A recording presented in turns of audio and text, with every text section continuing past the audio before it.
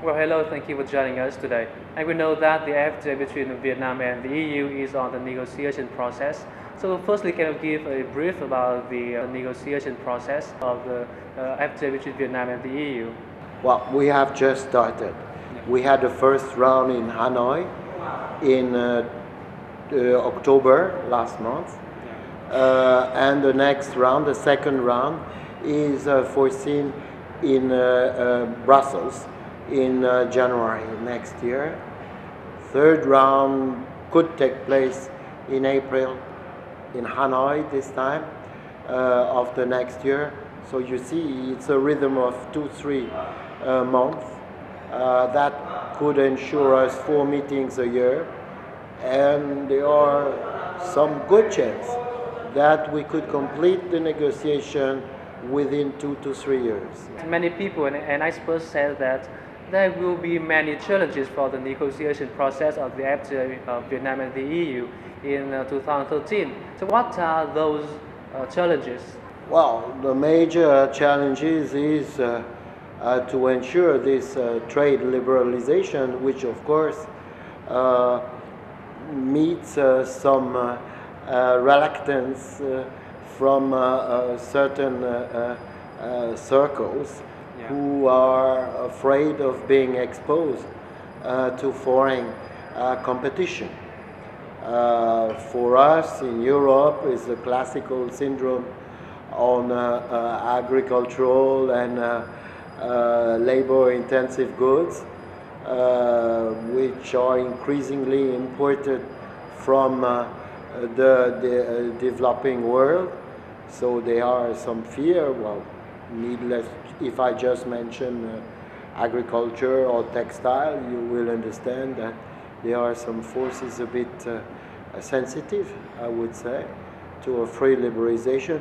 For Vietnam, of course, it's a challenge for Vietnam to be in free trade with an advanced and sophisticated economy like our. We are, for example, powerful in terms of services, financial services, insurance, etc. So it's a challenge, but an important feature is that the two economies are complementary.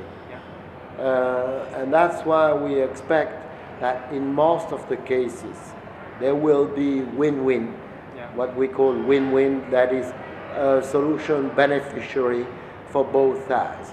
And this is the way we envisage this negotiation and this trade liberalization is mainly also as a development tool. The best aid for development is trade. And when exporting commodities to the European Union, Vietnamese companies have to face many barriers. So what do you think that Vietnamese firms should do to make it easier to export a commodity to the European Union? Yeah, but the first point I would like to make is that, yes, there are high demanding standards, but these standards are made to protect consumer and to correspond to the development of the European market. They are not protectionist tools which have been conceived. I mean, we have 150 countries in the world with whom we are trading. So it is clear that our domestic regulation, first, it applies to our own production and to all our importers.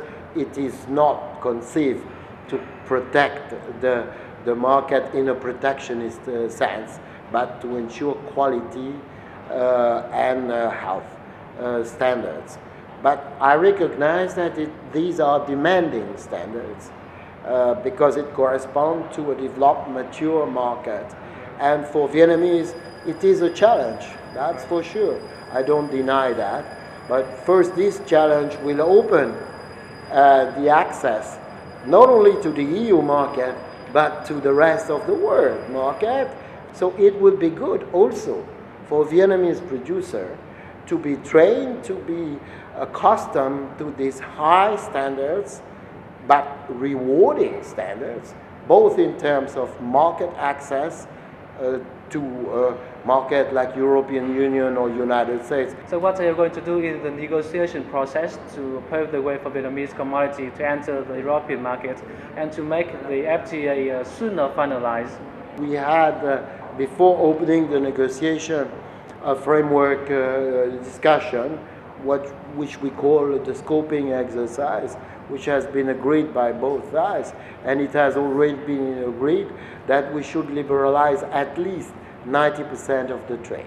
So in practice, a free trade agreement, especially on goods, the only thing you negotiate is the exception. You negotiate two things: the gradual reduction for the bulk, 90% in this case, or maybe even more than 90%, which will be fully liberalized. And then you negotiate only the exceptions. Yeah? The 10%, what type of protection will remain in force and for how long.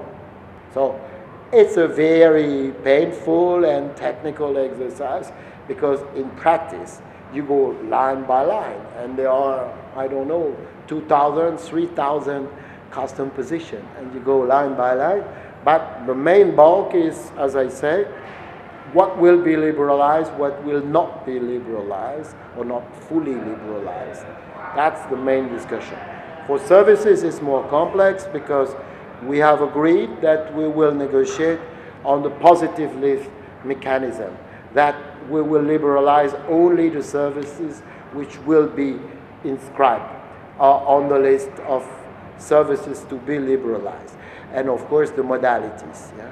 If it will be full, 100%, or if it will be only partial, etc., threshold for shareholding structure, things like that.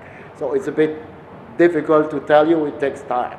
And it's very technical, it's very lengthy exercise. Yeah.